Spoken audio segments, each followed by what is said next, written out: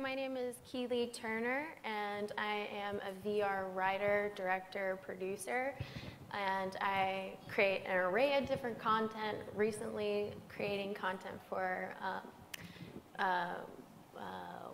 Dior and Wall Street Journal recently, and then also being nominated for a Webby Award for Flight of Voices, which is a really phenomenal 360 content. It feels like you're right there with the musician. So without further ado, I'm sitting with this amazing panelists here. I have right to my right, your left, Karen X. Chang. She experiments a lot with different technologies and ways of filmmaking, and she's got over 1 million followers. And then to my left, your right, is Michael Shaboon. He is with Insta360, and he is the marketing guy there. And he's always traveling around the world, talking to different influencers, getting them on board with the product. And then over there is Hugh Ho, a world-renowned YouTuber, and you may have seen his tutorials on how to create VR content. So welcome, everyone. I'll let them do a little intro. Karen? Hi, I'm Karen X. Chang. I think, so I direct videos mainly for social media, and recently made a VR film with Keely and Hugh that's going to premiere soon, and great to be here and talk about this. And Michael.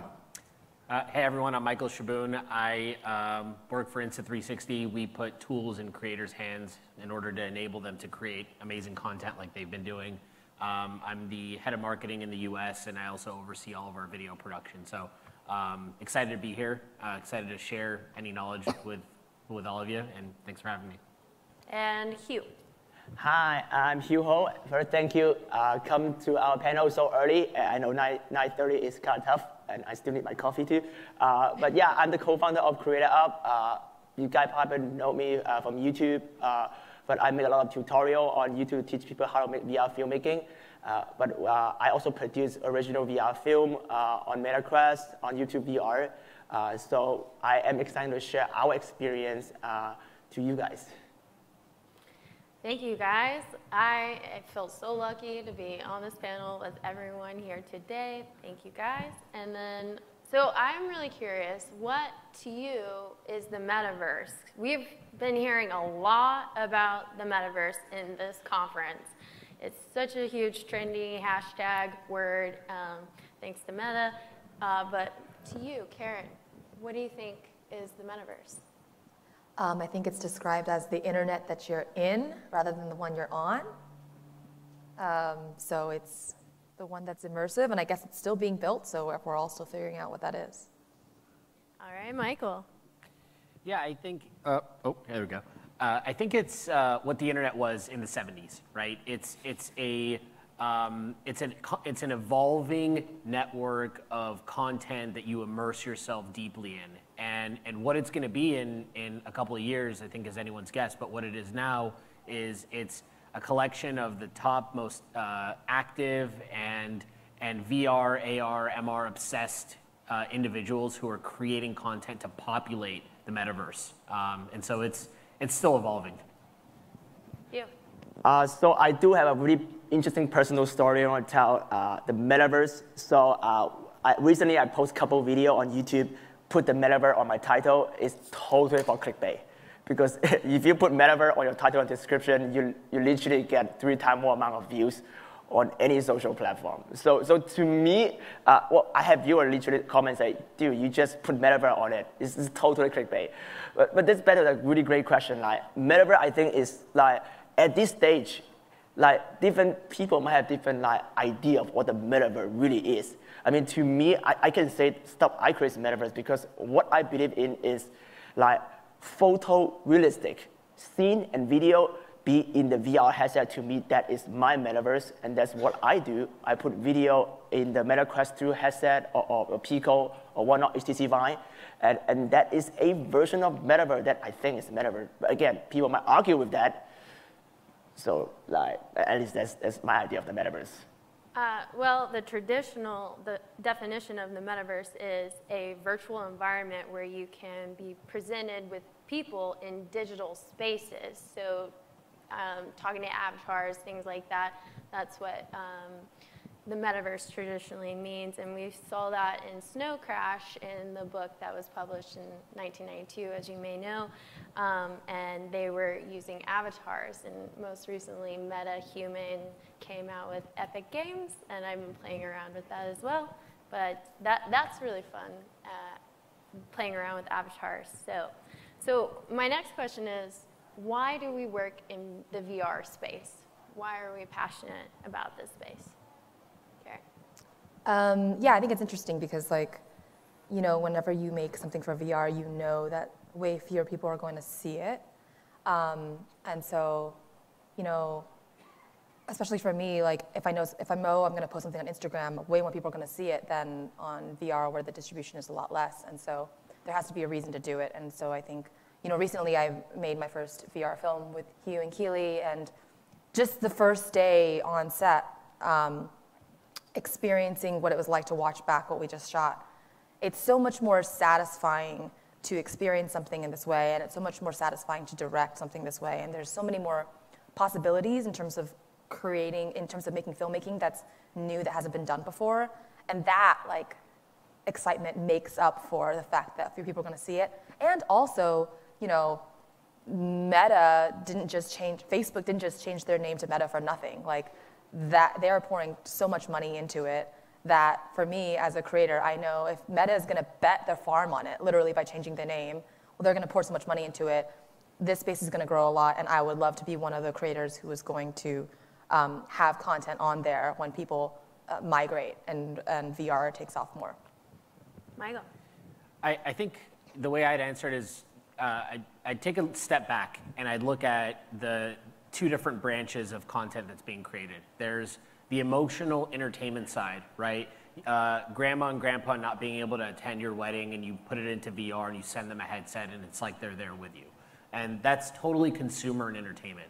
But then there's almost an infinite list of use cases that's benefiting the enterprise space, right? You're seeing virtual tours, you're seeing documentation with insurance claims, you're seeing accident reconstruction sites, Google Street View. I mean, you know, the list goes on and on. There's so many applications for how VR content can benefit people more so than traditional content. And I think the biggest one that I'm really getting into these days is training, right? From a training standpoint, you can have so much more that you can accomplish in a VR headset. I think the primary example is Disneyland now uses VR training in order to train their drivers. And it's important because the driver needs to drive and focus on driving while talking and giving this, like, awesome tour to folks who are on his vehicle or her vehicle. And so, you know, doing that in a real life experience could be dangerous. And so they put them into a VR experience and they train them up that way. I think it's absolutely genius. And there's so many more use cases. We'll probably get there at some point, but if you guys want to chat about anything after, I'm available, so it's no problem. Yeah, for me, actually, I want to define the metaverse version of the metaverse I created. I'm a filmmaker, not a tech guy, not a programmer. So the metaverse version, the metaverse we created is not Unreal, not Unity 3D, not game engine. As some extent, it's not sick stuff. But to me, 360 video is what we created. And when my personally first time look at the video we created in headset, it just triggered a different emotional level connection that I never see in the traditional cinema. And that power to me itself is very powerful. That version of metaverse of cinematic video inside VR headset really triggered me subconsciously in an emotional level that I feel connection to the subject matter in the headset.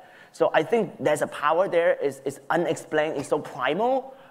Just like follow up with what Karen says, the experience when you first see it is so primal that you just feel like that there's a better way to tell story. And that's why it really excites me. I can retell so many other stories that being so successful on TikTok, YouTube, Instagram, whatnot, but really bring inside headset. Even we don't have a distribution right now because headset is still expensive, bulky, and somehow like not makeup friendly. But for the people who really saw the story inside VR headset, they have a different level of engagement, immersion that traditional 2D video just can't do it. So that's why I'm so excited for this world. Yeah, and one of the reasons why I'm a VR filmmaker is you get to transport the minds of your audience to a place or a time or an environment that they might not necessarily be exposed to.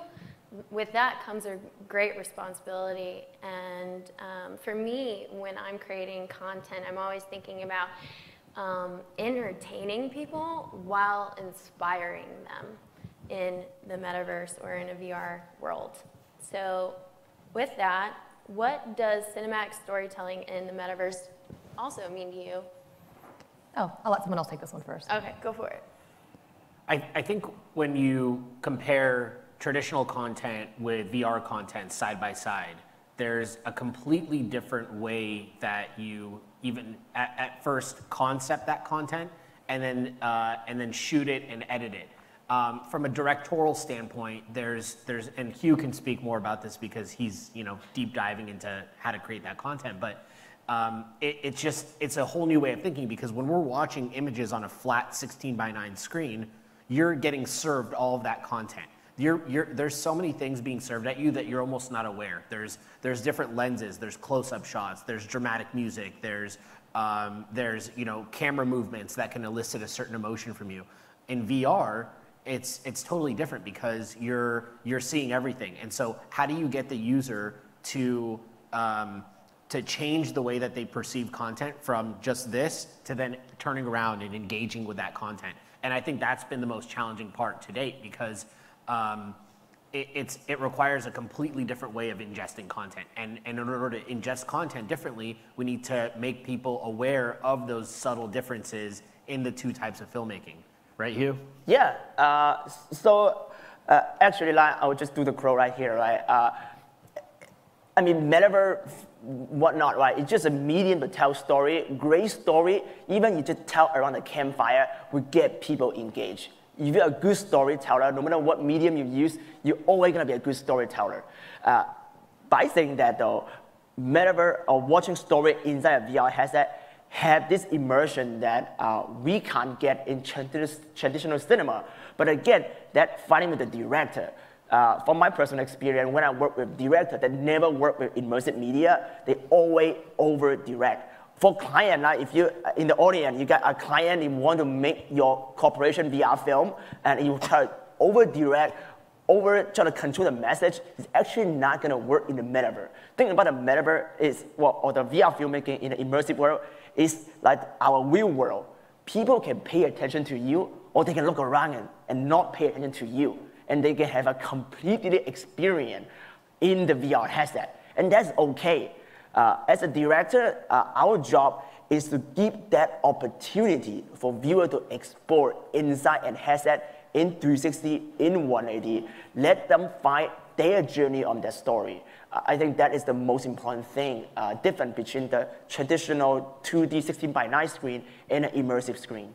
But don't you think, though, if you're essentially just dropping somebody into the metaverse and you're giving them the ability to direct themselves, do you think that they'll spend an overall less amount of time engaging with that content versus if you had arrows cueing them to look to the right, or if you had sound coming from behind them? You're absolutely right. We should have some kind of like arrow or sound, spatial audio, and all kind of technique that we can use in the metaverse to direct the attention. My point is that even you try to direct the attention, viewers still have their choice to just look away. And we actually use the advantage, because it's a fear of missing out in 360 video, right? We use the advantage to place different crew to drive the story later on. For viewer when take the headset off, they realize that, oh, did you see the thing behind you at this time frame? There's something happening. Actually connect to the story. So we actually embed storyline inside the main storyline to really like get this like warning. If you really look around, you look hard, you really pay attention, you have something that your friend who watched the same thing does not have. And that reward feeling actually drives people to watch it again. So that's why distribution-wise, yes, your content created in the metaverse on a VR headset maybe not have as many distribution like Instagram, but the engagement, the rewatch rate is a lot higher. So your return on investment is actually a lot higher in this perspective. I think I have a different view. I think you say that a lot of directors, first-time directors, tend to over-direct a first experience, and I think that like when VR in 2015, when VR was like had its first sort of second, I guess, excitement, people were like, oh, just think about like all the incredible like storytelling opportunities from being able to look in different places and stuff, and your question was about cinematic storytelling, right? And I think there's a number of challenges to having cinematic level storytelling in VR, which is one that you can't light a scene. You literally like, if the camera is 360, you literally can't just place a light because it's going to be in the shot. You can't frame a shot. You can't be like, look in this way. And there's all these challenges to making it cinematic. Now, I think with VR 180 cameras, which is something we're going to talk about, that's a different thing. But I do think that there's like two schools of thought. One is like we plop the user in, we let them experience it, we let them discover it, and then there's another school of thought which is let's spoon feed them the experience. Let's tell them exactly where to look. Let's let them not experience as much FOMO, fear of missing out, and let's try to optimize for them to watch this once. I personally think, maybe because I tend to not watch things twice, like I think that directors who say, oh, like we're gonna, put the camera here, and then we'll put like a dancer here, and a dancer here, and a dancer here, and a dancer here, and like every time they watch it, they'll experience something different. I think that's overly optimistic. I think like realistically, people are probably just gonna watch your thing once. Probably not. They're probably gonna miss a lot of stuff. I'm of the school of thought that, I think we should spoon feed them an experience. But I think what's also beautiful is that different directors have different viewpoints, and so you're gonna get experiences where you can look all around, and then you're going to get different other experiences where someone's going to spoon feed you the experience, and it's still so open right now and still being figured out.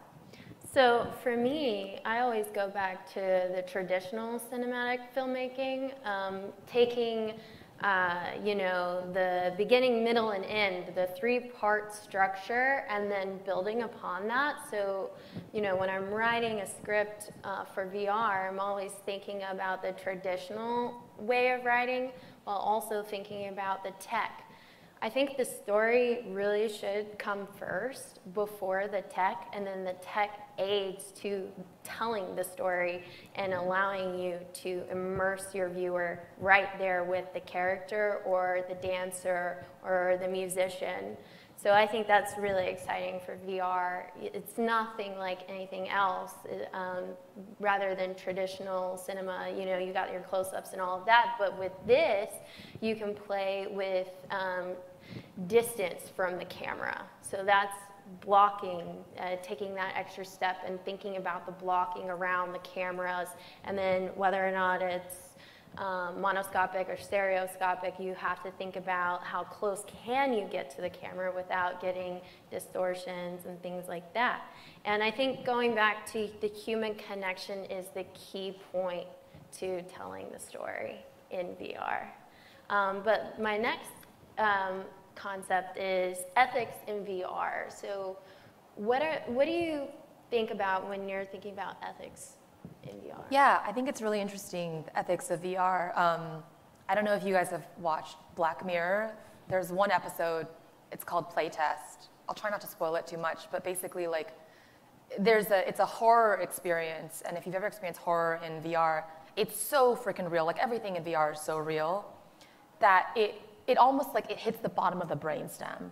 And what I mean by that is like when I am watching something in VR, even when I watch a video of myself in VR, okay, so I shoot something and I watch myself, and I'm looking at myself, I'm like, oh my gosh, this is so weird, I'm looking like a clone of myself, and I feel like there's another me right there, and it's this trippy experience. I don't get that experience when I just look at a video of myself on my phone.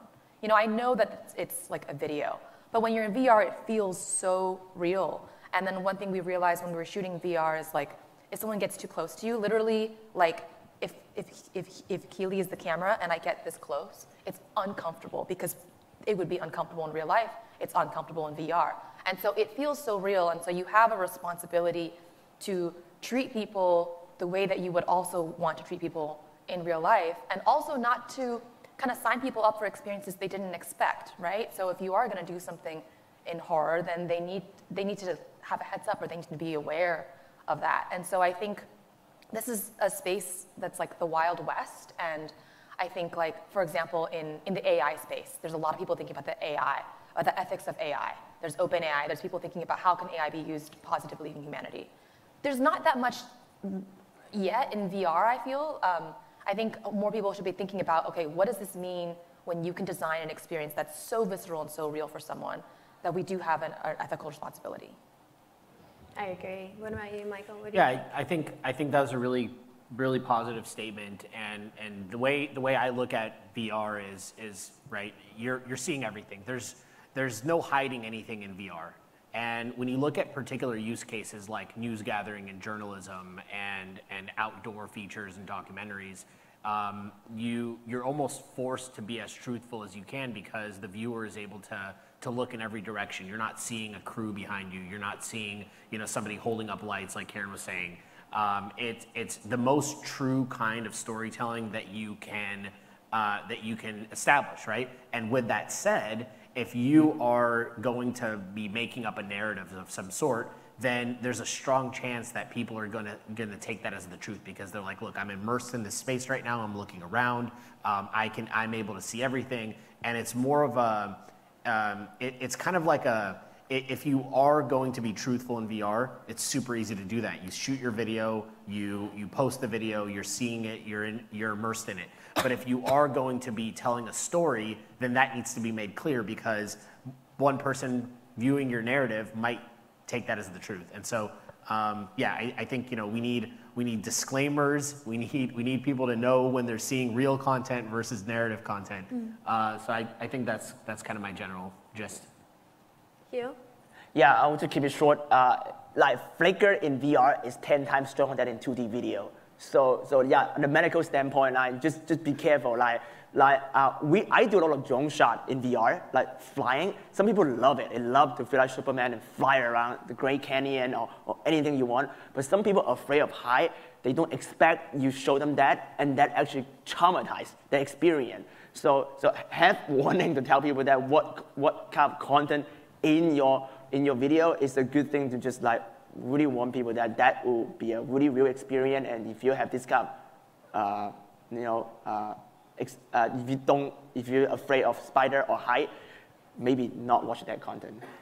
Yeah, and I think the cool thing about VR is that it's so visceral. I mean, it's literally in your face, covering your eyes, and visually you're seeing things that you're not necessarily in the same environment. So for example, if you're watching a horror film in VR, your brain can't distinguish between reality versus not reality, and it's storing that memory within your mind. And so it thinks it's a real memory that actually happened to you. And so with that comes a great responsibility ethically to create content and very thoughtfully. I personally don't know if I would do a horror film in VR. I might do suspense in VR. I think suspense is very fascinating, and you can play a lot with suspense, but not necessarily horror for me. But and along the ethical notes, I mean, we all know, a lot of us have seen the social dilemma and what has happened with social media and things like that. And so it's just something we can think about. We're talking to an avatar. Is it real, or is it AI? And we're having this full-on conversation with an AI, and maybe we won't even know it. Or we're looking at VR, and it's a reality that we only see, that's curated for us completely. So a great resource that I found during my research is on YouTube. It's called "Should You Fear the Metaverse? VR Pioneer Explains the Classroom," Louis Rosenborn. I really recommend that video when you're considering the ethics of VR. Michael, what was that story you were saying about people invading avatars' personal space? It's kind of appalling. There's all this news these days about you know, you're sitting in a room with a bunch of other avatars, and like I think one woman was describing she was basically sexually assaulted by another avatar, and that's stuff that should not be happening in the metaverse. Whether it's from, if I look at it from our perspective, from a corporate perspective, we should be putting geofences in place where something like that should never even be an issue. And because this is a new space, people are taking certain liberties that they normally wouldn't take if it was an established enterprise, right? So 20 years from now, we're gonna look back and be like, wow, we were such savages, right? But the fact is that the technology just isn't there for these, or the companies aren't taking the necessary steps in order to create a safe space for everyone. So yeah, it's absolutely disturbing. Yeah, it's like if you're like some teenage boy or you've got a headset, you might think it's funny to go around and like hump other avatars, and then but like in reality, if you are actually the one experiencing that in VR, it really does feel like someone's physically there on you, and it creates that memory, and so it can create a traumatic experience for people. I was in Horizon Workrooms, which is Meta's like workplace experience, and they do something where if you get too close to someone, you become invisible, and so you cease to exist. If you invade someone's physical space too much, you don't exist. So like I get too close, I don't exist. I back out, and then I like come back in. Smart. And so I think more and more like companies who are like thoughtfully thinking about designing experiences, they might have this, but then another game in a waiting room might have just not thought to have that. And so I think we need to think about what are some kind of standards we can apply across the board. And it can be as simple as literally you become invisible if you get too close to someone. Some of the regulations that the video that I referenced talked about was placing limits on behavior profiling in the metaverse, banning emotional profiling, and then data shouldn't be stored for advertising, for non-health related reasons, things like that, because we're doing a lot of eye tracking with these headsets. And so thinking about, we could sell that to corporations and marketing and all of that. So a lot to think about. Making AI avatars look different, for example, instead of real normal human avatars, that kind of thing. A lot to think about with this Wild West of VR. Moving on, what new XR filmmaking tech are present in the market? Michael, do you want to start us off with the XR content? Yeah. So this is, I love this question because if you think about what creating VR content was 5-6 years ago, you had a bunch of GoPros slapped together, and not only did you have to figure out how to build the rig to mount the GoPros onto, but then you had to start all the cameras manually. You had to then take all the individual cards out of the cameras. You had to put those together. You had to manually sit there and stitch everything together. And so on one hand, you needed an extremely proficient skill set in order to be able to do that. And on the other hand, you needed a huge budget because you're not going to turn around a piece the next day. It's going to take you months and months and months in post.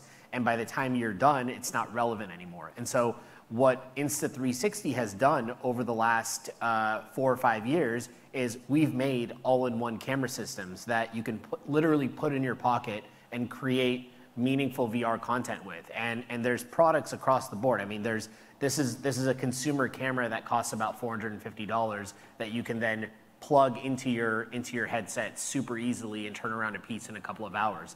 There are larger solutions on the market. The camera that you're looking at on the right is called Titan. It shoots in 11K, but it kind of operates on the same core principles as one of these pocket-sized cameras, is that all the cameras act together in unison, and you're not doing a ton of work on the back end.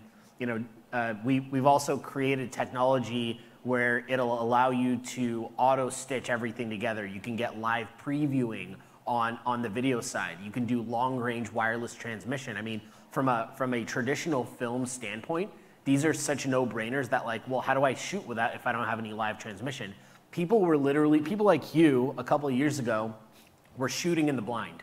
and it's like you get what you get, right? And that's not a sustainable model in order to keep creating VR content, right? You need to be able to see what you're shooting, even though you're shooting everything in 360. But on top of that, now you can change camera settings, you can adjust shutter, you can adjust ISO, you can adjust an individual lens exposure now. There's so many different tools available in an all-in-one camera system that essentially the workflow, it could be compared that it's almost at par with how you create traditional content. Hugh can talk more about like the specifics and the editing side and the post-production, but our job is to enable everybody as a creator to help them produce content easily and efficiently and with a more premium look. Hugh? I probably want to skip my part because it's running out of time. So I Okay. just want to mention that like for corporation, think about VR has a lot of use case, and that's the use case right there.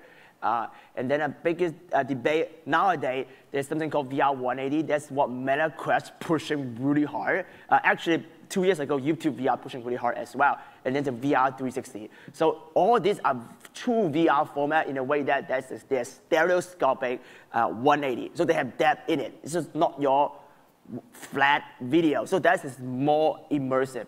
How to choose them? You know what? Let's just skip that as well. Actually, I want to ask the panelists, like, Karen, you like VR 180. Why you like Yes, VR 180? I feel very strongly that I think VR 180 is superior to VR 360. And it's like, well, why is less better, right? So for VR 180, basically you see in front of you, if you turn to either side, this will be black, and this will be black. And you look in front, and generally it's 3D. Versus 360, you can look in all directions all around you, right?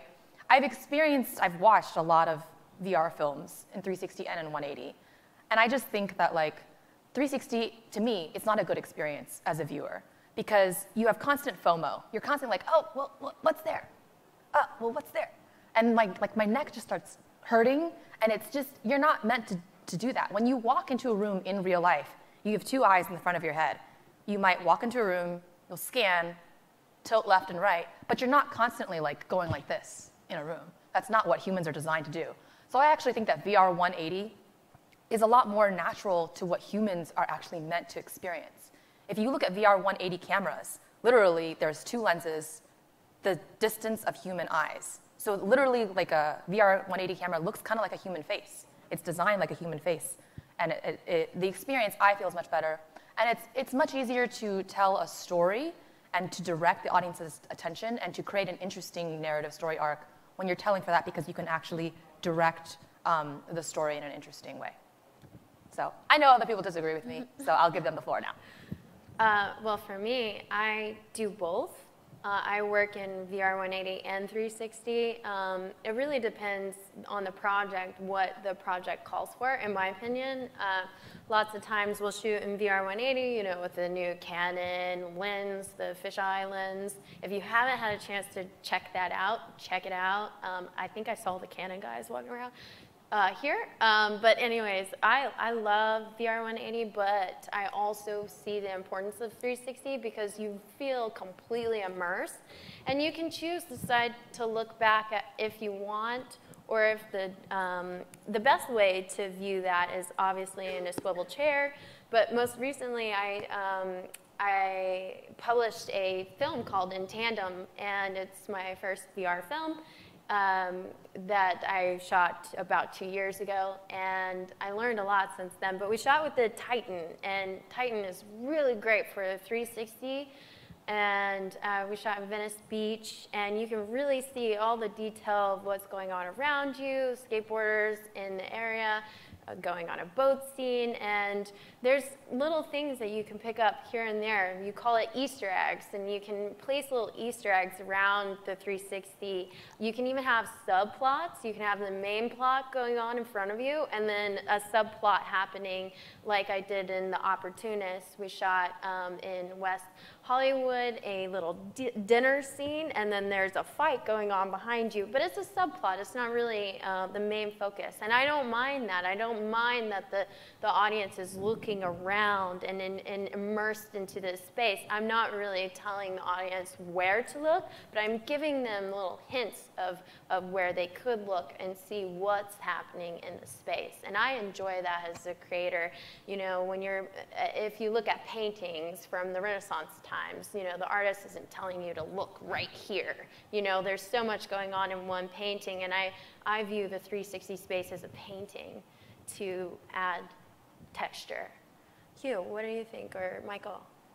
Since we're running out of time, I'll skip that part. I just want to mention for you guys like love web XR, love technology, don't think VR filmmaking is only street off.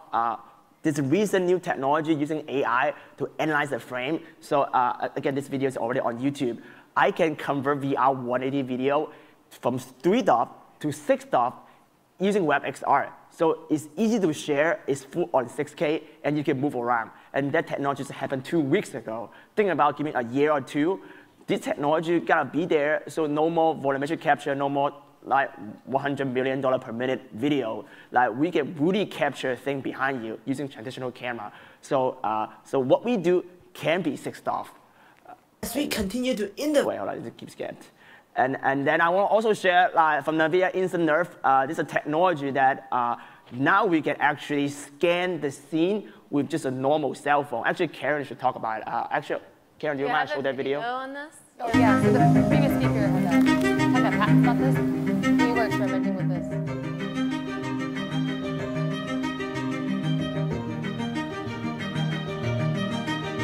So this was scanned entirely with a phone. There was no drone shot. Literally, someone just walked around me in a circle with a phone, making 2 circles, recorded a video. We input that video into NVIDIA's Instant Nerf. This came out maybe 3 months ago. It's called Neural Radiance Fields. And it uses AI to basically approximate and create, not exactly a 3D model, but more like a light model, rays, that model that you just see, and then you can apply any camera movement you want into that space. So we've been experimenting and playing with this a lot. Not for VR, but you could see how easily you could use something like for VR, which means that not in like the not too distant future, anyone could just use their phone, go like this around a space, have everyone do like a mannequin challenge, go like this around the space, and then we could export that into VR. People will be able to see that in VR. And in fact, actually, we wouldn't even have to make people do the mannequin challenge, which is mannequin challenges like make people freeze. Because this technology, Nerf, there's also some algorithms that allow for a time dimension, so you can actually move, and then it will figure out how to show the movement from all different angles. We've played with that. That's a little bit harder to use right now, so we're waiting for that tech to get better. But there's just so much exciting technology coming out that's going to make VR a lot more accessible. It kind of reminds me of photogrammetry. A lot of our friends are in photogrammetry. Yeah, it's more. I think the output is more beautiful than photogrammetry, but it is definitely more like unpredictable to use than photogrammetry right now. And a lot cheaper. This costs nothing. Your phone can do that. And photogrammetry costs you a lot of money. And what's awesome about it is this is essentially how James Cameron has been doing his previs for all of his movies, and he sank millions and millions of dollars into doing it at the highest level. And now it's going to be accessible to average consumers and folks with phones. It's amazing. That's exciting. I didn't even know that. So as we wrap up, how would you utilize VR, the medium, to elevate your brand? How would you do that, Hugh, to elevate brands? It's a great example right here. Michael just did one 360 live stream for the Super Bowl. And that is really elevated the brand of the Super Bowl. So you want to talk about it? Yeah, I mean, that's at the highest level, right? So you're seeing, what you're seeing here is, and it's a huge production that was hired. They used 11 Insta360 Pro 2 cameras that were placed all around the stage. They were putting them on a techno crane. They put them in front of the stage, on the side of the stage, and you as a consumer could log in and view a second screen experience with your phone and toggle between 4 different camera views at all times. And what's interesting is, you know, we talked about how people absorb content, but 80% of people are viewing immersive content on their cell phones or their iPads. There's a very small percentage who are fully immersed in a headset. So when you think about creating content around that, you really have to think about what that experience is going to look like in your different mediums. But this was only possible because they were able to take an all-in-one camera system and live stream that and plug it into their traditional workflow. If they were taking a bunch of different cameras and trying to live stitch and do all that stuff, it just never would have been possible. So off-the-shelf cameras plugged into one of the biggest environments in the world. There was also another one that we did at the Oscars, and what that allowed you to do is transport yourself to a place where you just normally wouldn't be able to go. You were backstage at the Oscars, and most people would never be able to be there, except they put cameras there and you can log in and you can actually put yourself in that space. So I think it's really cool what you can accomplish with immersive technology. And one final note that I'll share is, how many of you have seen the Free Solo movie? Pretty awesome, right? You watch it on screen and you're like, wow, this is super cool. So Alex Honnold just used our Titan camera to create a VR documentary version of that called The Soloist in VR. If any of you have a headset, I'd urge you to check it out, because when you're actually on Alex Honnold's back as a 360 camera and you're looking back and you're seeing thousands of feet of elevation drops and you're untied, that's kind of what bridges the gap between how I watched content on my flat TV versus what VR adds for me, because I never got those feelings and the chills that I did when I watched the actual VR version. So super amazing what VR can do for you. I love that piece. It's a really great piece. I highly recommend it. Karen, where do you think you can utilize VR to elevate a brand? Just to piggyback off the Free Solo, if you guys haven't seen it, Free Solo, the VR film opens and then literally he's like dangling upside down on a rock face and you are right there with him. My palms are like sweating just remembering it, and that's how visceral the memory was, because when I was there, my palms were sweating as well. So mine are too right now. That's when you mentioned it. Can't get that at 180. Oh. Yes, you can. You literally can. So guys, tell me the future of VR, and then we'll do Q&A. What do you think future of VR is going to be? What do you want it to be? I think that VR filmmaking is underrated. I think there's been a lot in games right now. I think that a ton of companies are pouring a ton of money into it right now in a way that on a much greater scale than they were like 5-7 years ago. I think it's a really interesting time to be a creator in the VR space, because there is so much opportunity to do things that haven't been done before. It kind of feels like a little bit like early days of the internet. Right at the same time as a bunch of corporations are pouring a bunch of money into promoting this content. So I think it's a really good time. And I think I would like to see us take lessons and learn from the mistakes of, Facebook circa 2016, and actually go about this in a way that is thoughtful, think about how we can make positive, creative content, and not just stuff that is like the most attention-grabbing. Okay, so let's open up for Q&A. If you have any questions, there are 2 mics on the end of these 2 rows over here. So if you feel free to ask questions you have for any of us. Maybe not a question, but if you want to see The Soloist in full 8K stereoscopic quality, you can see it at booth 625. Full 8K stereo. I don't think anybody here has ever seen that before. Yes, actually you can. It's called cache download. So that is actually original Meta Quest 2 release content. So everything Meta release, you can go on Oculus TV, and there's a button right there that says cache download. When you cache download, it's not 8K, but it's a 6K by 6K stereoscopic content. I can't say anything for Meta, but I think the future release headset gonna hit the 8K resolution. What we are right now shooting a lot of stuff using Titan. We shoot at 11K quality. We downscale to 8K, but when technology, like display technology, when catching up, we can easily remaster the stuff we do into that quality. So that is, at least right now, if you are investing to create your content, I will shoot the highest quality and deliver the bare minimum to whatever headset you distribute, and then in the future, you can remaster it. You'll have the best shelf life for that. Yeah. I love that. Go ahead. Yeah. Hi, everyone. Thanks for the panel. It was awesome. I have a question for Michael. I'm kind of a fledgling creator in this space now, and I have a GoPro Max for 360 photos, but my problem with VR is that they'd always be flat. So I'm really looking to get into sort of the 180 3D or maybe even 360 3D. But I can't buy like a Pro 2 right now. That's a little, above my budget range. So I'm kind of wondering what you recommend. I remember seeing some posts for the Insta360 Evo, but I haven't seen that around anymore. What would you recommend? I knew this question would come up because the Evo, I think it was an amazing camera. From a branded perspective, we're seeing such a higher volume of 360 creation than we are of 180. I think 180 is a very small sliver of the pie that the headset manufacturers are pushing because the headsets don't have as much resolution as they need to make truly immersive experiences. The 8K headsets are just starting to come out now.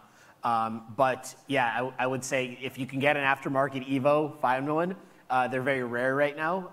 But yeah, if the Pro 2, if you do get the budget for it, you can take any 4 cameras simultaneously, and you can export 180 stereo from that. So that's an option for you. Awesome. Thank you. Sure. Go ahead. So apart from gaming, where people can basically do this forever if they're into it, right? If you're doing real entertainment sort of, the story, it seems like there's a lot of psychosocial limitations what you can do right now in terms of viewers. What do you think is the right length of VR creative content you can make now? What do you think it's going to be in another 5 years? Well, for me, I've been keeping my content around 10 minutes max. Sweet spot I hear from Positron Voyager chair is 7 minutes. If you've ever heard of this chair, it moves your body around and has a haptic feel to it along with surround sound, amphasonic sound. That's one topic we haven't even talked about really that much, but that really aids to the story. But yeah, 7 to 10 minutes max for now. But I think series content will be really great to keep your viewers interested. Go ahead. Hey, this question is for Karen. I was actually wondering if you could spell and say again the name of the software you guys were using on your phone.